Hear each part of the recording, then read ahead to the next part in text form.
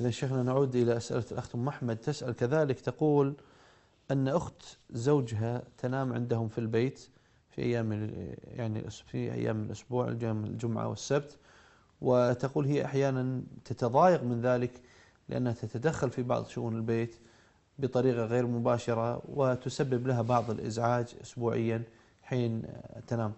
فهل هناك من إثم لو أنها منعت هذه المرأة من النوم بطريقة أو بأخرى؟ هل نعم، يجوز لها هذا الفعل؟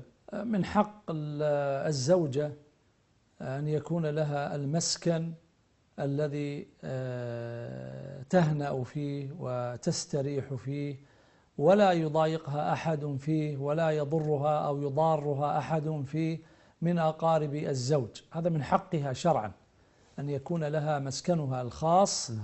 وأما الزيارات فالزيارات لها حدود، وأما الزيارة الطويلة التي تمتد إلى اليوم واليومين لا ينبغي أن تكون سببا أو مصدر إزعاج للزوجة أو للأسرة، أو يكون سببا لحصول المشاكل بينها وبين زوجها.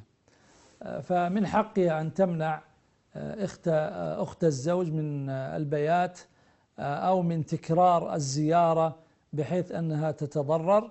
فالمسكن الشرعي حق من حقوق الزوجة التي نص الله تبارك وتعالى عليها في كتابه. نعم.